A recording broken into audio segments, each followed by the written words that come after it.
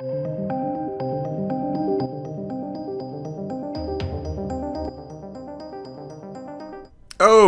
welcome. Bit of a weird video, isn't it? Seems almost racist, doesn't it? Seems almost racially biased. Almost like, oh, what's that as well? It almost seems sexist. It seems like this may be an extreme prejudice or strong disliking. That's the definitive terms, anyway, of race, ethnicity, and what's that? Oh, sex, gender. Thought actor or actress, I don't know what's PC anymore, Tessa Thompson doesn't want to work with a bunch of white people and a bunch of men. What is this? Au contraire.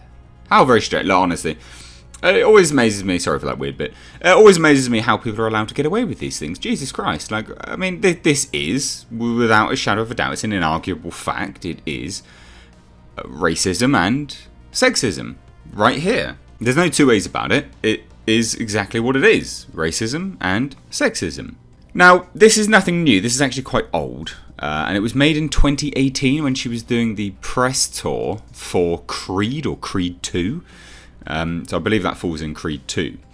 Now, she said, and, you know, this is kind of just coming to the forefront now because basically people have got nothing else to talk about. And it's interesting, I guess, because with respect to this and her comments here, it's interesting in retrospect to see how her comments don't live up to what other people want. Now, she says, I want to see work that really looks like the world in which we live. So there are lots of people of colour. Look around. And it's also really exciting, not just what we put on screen, but also to work inside of productions that are inclusive. This is her BRIE LARSON moment, isn't it? Like, I don't want to show up on set and see a bunch of white people. No offence. Well, I mean, you know, I'm not taking offence, but I am going to call you out on the fact that you're racist. I mean, if I turned around and said, hey, I don't want to show up on set and see a bunch of black people, oh my god. Can you imagine the outrage? If I said I don't want a bunch of black people to watch my channel, side note, love all you people of colour that watch my channel, and I hate that term, people of colour, it's horrendous. I love anyone that watches my channel, I think it's fantastic. Women, men, gay, straight, bisexual, whatever, couldn't care less. Thank you all for watching. But if I said I don't want to see a bunch of black people watching my channel or something like that, can you imagine the outrage?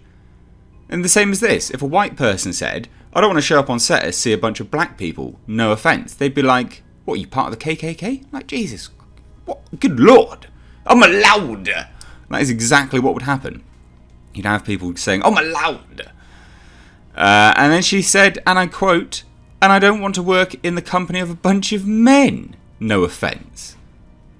And again, can you imagine the outrage if a guy said, I also don't want to really work in the company of a bunch of women, no offence. Jesus Christ. Seriously, the outrage would just pour and pour and pour. It's insane. I want to show up on set and have it look like the world I walk around in every day, which is full of women and people of colour and folk with disabilities. What? Well, no. People with disabilities are a minority. I mean, the world is not full of them. Let's get that, like, straight for a fact. Disabled people do exist. Of course they do. And should they be represented in a story where it makes sense for the narrative? And should they be included as actors and actresses? Of course they should. But to sit there and say that the world is full of them is simply inaccurate and completely false. And that's not to disregard or say that they don't exist, because they absolutely do. But again, it's the same argument when we come down to the whole concept of, the quantities of, people that have different genders and things like this all across the world. And we're saying that these are now the majority, or you would be led to believe it if we were to look at the representation that we have of these particular sectors of humans in everyday life. I mean, it's insane. They are a minority. Okay, they shouldn't be represented in every single form of medium ever. And again, it's not to say that they don't exist, because they absolutely do. But we are somewhat warped. Representation, proper representation, would actually see not that many of them. And I'm not saying that we should have that either. But I'm just saying that, this whole thing has been completely skewed. It's insane. Now, she then followed up with, I want to make content that feels like that both on camera and off of it. Well, good for you. But here's where we get to the very, very funny thoughts when it comes to her, what she wants, what she thinks women want, and a great representation of how, people actually don't want that, including women. While discussing her role as Bianca Taylor in Creed, Thompson stated, I hope we get to a space where there is so much content where women are just what we are, which is multifaceted and dynamic, so it's not noteworthy when one appears in a film. Well, okay, so a few things to note here. Tessa Thompson, you're not fucking special, okay? And I know this may come as a huge shock, right? You're not special. The fact that you're black, I presume you identify as black. I don't know what the PC term is now, whether we say, again, I personally think biracial is almost derogatory in some form or another, or it has negative connotations. I don't know, it just doesn't feel right saying it. But the fact that you're black and a woman, you're not special, Tessa Thompson. The fact that you're a woman and that you appear in movies, you're not special. And I know it may come as a shock and I may be blowing your fucking mind, but you're not special. Do you know what? Actually, you are one in thousands of women that have appeared in movies, and you saying this absolute garbage, I want to see, I want to go into a time where it's not noteworthy when one appears in a film, is really blowing your own trumpet. And I think what's so funny about this is you actually don't realise how narcissistic you sound to almost make an exclamation like you're one of the only women that's ever appeared in a film. You're not special, Tessa Thompson. You're not special. Be it the fact that you're a woman and you've got a clam between your legs, that doesn't make you special. Again, there's been many, many women. You are one in thousands of women that have appeared in movies. And again, just to throw that gauntlet down a little bit more for you, some home truths. You're actually not even a very good woman that's appeared in films. You're not very good at what you do. You're actually not very believable at what you do. You're not a good actress. You're not good at your job. There's been better ones before you. Much, much better, actually. Anyway.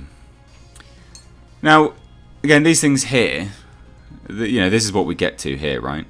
What's really interesting about Tessa Thompson's comments is that it doesn't appear that she actually practices what she preaches. Well, no, because she goes in Endgame, Men in Black, Lady and the Tramp, Sylvie's Love, Westworld Season 3, all feature white people and men. Exactly. In fact, Endgame is predominantly white men, isn't it? Let's be honest. But hey, you want that sweet, sweet check, but you want a virtue signal. It's almost like the Met Police that we saw recently on Westminster Bridge, virtue signalling like dumbasses whilst not practicing social distancing, whilst also going and arresting people for sitting in a park. You're assholes. You're an arsehole, Tessa Thompson. And like I say, these kind of comments here, saying that, I hope we get to a space where there's so much content where women are just what we are, which is multifaceted and dynamic. This is essentially virtue signaling for, wham and power and things like that. And absolutely, yes, I'm all for that. I've got no issue seeing strong women in films. I mean, Ripley, for starters, Jesus Christ. There's so many more as well on top of that. Again, I've done so many bloody videos on it now. Ready or Not. That's how you carve a strong female character.